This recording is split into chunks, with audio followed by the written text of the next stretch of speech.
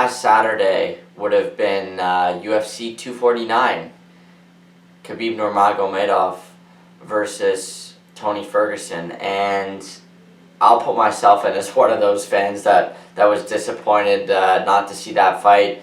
Also disappointed not to see any fights. Obviously, Tony Ferguson agreed to a bout with Justin Gaethje because Khabib pulled out of the fight based on some of the travel restrictions and him being able to get to the United States.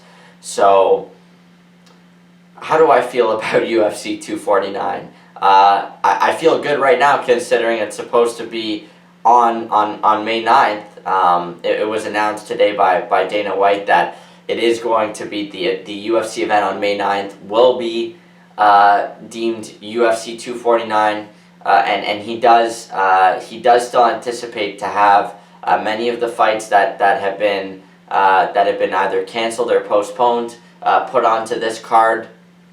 Obviously, it's very difficult with some of those fights because many of the fights involve international fighters, and those international fighters that are not residing and training in the United States, very difficult for them to come and fight. Now, Dana White is working on a few locations, to my understanding. One of these locations is in the Mohegan Sun in the West Coast in California. Working on the private island and what's being deemed as Fight Island. So it's my understanding that Dana White is still a few weeks away from getting that venue assembled. Now he also has two other apparent locations in mind. The UFC Apex is one of them in Las Vegas. Now it's my understanding that the Athletic Commission is still trying to work with the UFC on how they would be able to make that happen, how many fights would happen there, what the setup would be, so that's in the works. And then the third option would be to have the fights in Florida. Governor Ron DeSantis has announced that sports will be deemed an essential service in the state of Florida. So now Dana White has an opportunity there. Now, here's the interesting thing to note about that is that many fighters that have been involved in some of these postponed and canceled events train in Florida. The American Top Team is one of the top and one of the largest rosters for UFC fighters. So personally, I could see them doing an event in Florida, as there are already many fighters that are there. They won't have to ship them out anywhere and fly them. They'll be able to travel within their home state, and hopefully everybody stays safe. Just want to speak about some of the potential fights that could be happening on May 9th. The one that I am most excited about is, well, there's really, I'm excited about maybe 5 or 6, really excited for 5 or 6 of the fights that will be occurring. But one of the most interesting ones is Dominic Cruz and Henry Cejudo. Now, Henry Cejudo is on what he deems as his GOAT rampage, as he's trying to hunt down many of the UFC's greatest of all time fighters. And throughout my videos, you'll hear me use the phrase GOAT. It'll generally be referring to GOAT as an acronym, the greatest of all time. I won't be putting athletes down, calling them GOATs, which in terms of sometimes GOAT is used as a word that demeans people's performances, but I will be using it generally in terms of the greatest of all time. And Henry Cejudo, it's hard to say that he's already not putting in a good case as being one of the greatest UFC fighters of all time. I'm not saying he's top 5. I still don't think he's top 10, but I think he's making his way there. Henry Cejudo, to my understanding, has only lost twice in the UFC. That coming in the first of 2 fights which occurred against Demetrius Johnson in the first round, and as well against Joseph Benavidez. But Henry Cejudo his nickname's Triple C. He's the triple champ. He's an Olympic gold medal champion in wrestling. He's a former flyweight champ at 125, and he's the current bantamweight 135 champion in the UFC. And Dominick Cruz, who he is supposedly fighting, is, in my opinion, the greatest 135 or the greatest bantamweight of all time. I know Henry Cejudo believes that TJ Dillashaw is the greatest bantamweight of all time. I still think Dominick Cruz is. And Dominick Cruz has also only got 2 losses in his career, one of those coming to Uriah Faber in WEC in their first fight. Now, Dominick Cruz in the next 2 fights ended up beating Faber in those rematches, both for titles, in which I've previously spoken about in my other video of Faber being one of the greatest fighters not to win a UFC gold. One of the greatest UFC fighters not to win UFC gold. So Dominick Cruz is extremely accomplished. His only other loss coming against Cody Garbrandt, who had an absolutely outstanding performance. But we haven't really seen Dominick Cruz not been able to fight and win some of those tough fights which he has been in his career. I don't know who's gonna. I really don't see a clear favorite in this fight between Dominick Cruz and Henry Cejudo, but I really admire both fighters. But if I did have to pick a winner, it would be Henry Cejudo. He's the fresher fighter. Dominick Cruz has not fought in at least 2 years, I believe, and he hasn't. I know he's been training, but I don't know to what extent he's been training. But he seems to be ready, and I'm really excited for that fight. The second fight, I mean, those are really the 2 fights for me, but the second fight for many is the fight that they're looking forward to the most, and that's Tony Ferguson versus Justin Gaethje. Now, Tony Ferguson is 12-0 in his last 12 fights. I believe he's 15-1 in his MMA. Sorry, not in his MMA career. In his UFC career, he's 26-3 in his MMA career. His only UFC loss came to Michael Johnson, and throughout Tony's career in the UFC and in his 16 fights, Tony's been able to defeat many of the fighters which Michael Johnson has lost to, so I don't really think there's too much of an argument as Tony being one of the greats at 155, along with Khabib, which is why everyone wants to see that fight. I still want to see that fight, and I think it's fair to say that Tony Ferguson and Justin Gaethje is going to be an outstanding fight. Now, we have both gentlemen are great wrestlers. I would give punching power advantage to Justin Gaethje.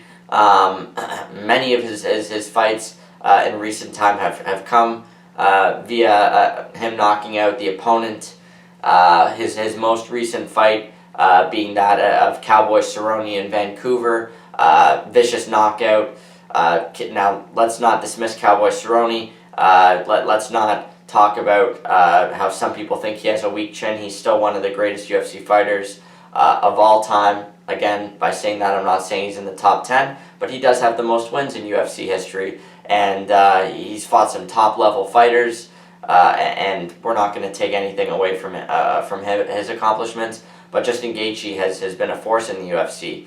Aside from his loss to Dustin Poirier, I haven't seen too many poor performances from Justin Gaethje. I believe he's 21-2 in his MMA career.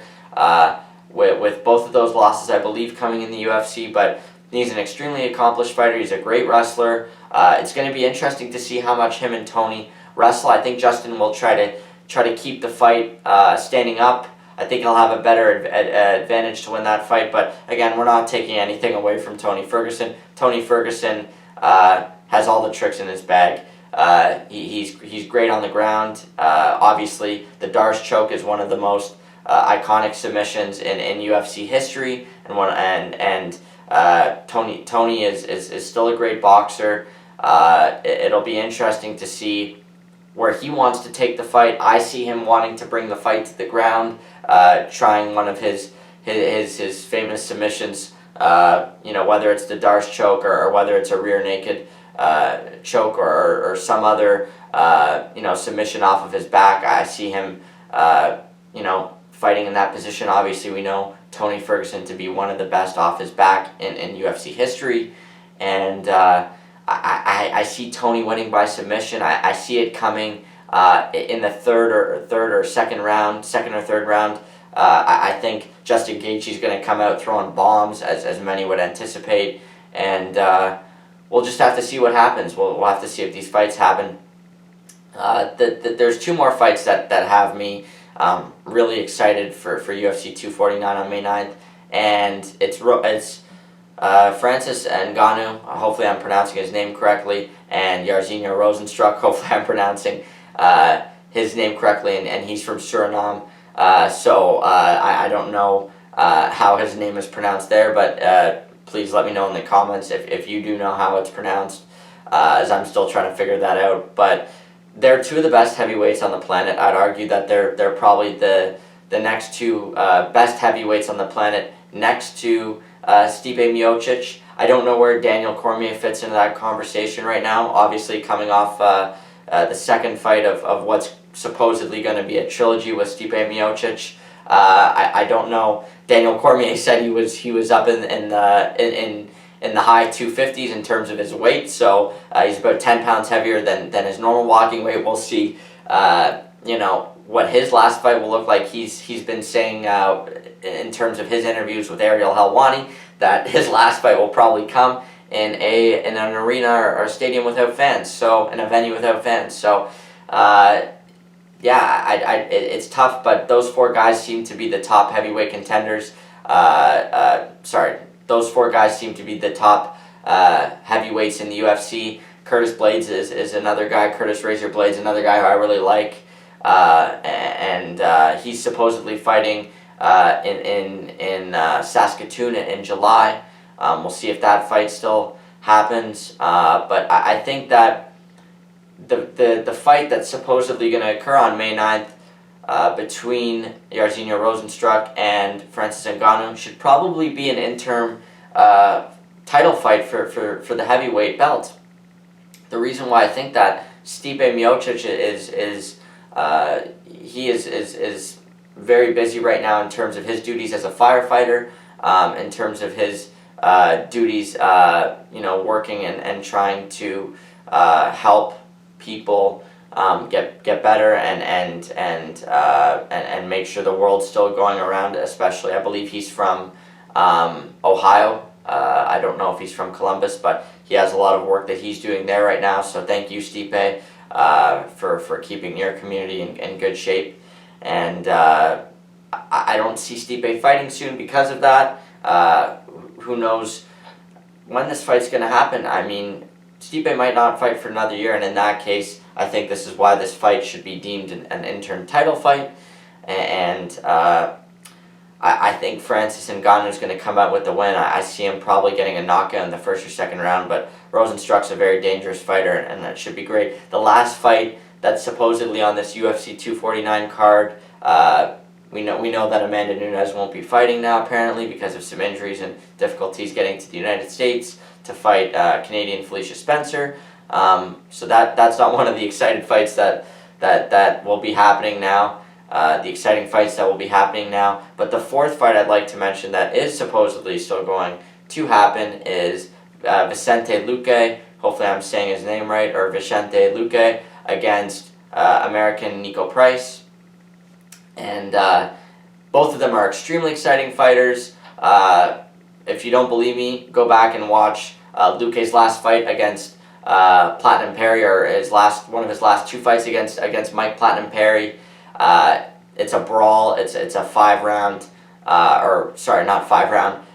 It's a 3-round, mauling of both guys just going at it together, and great stand-up fight. They both had great punches, and if you want to see a gruesome injury, Mike Perry had a bad break of his nose in that fight. Both fighters were beat up. Incredible fight. One of the best fights of 2019, as well as Nico Price, and he has one of the best finishes of 2019.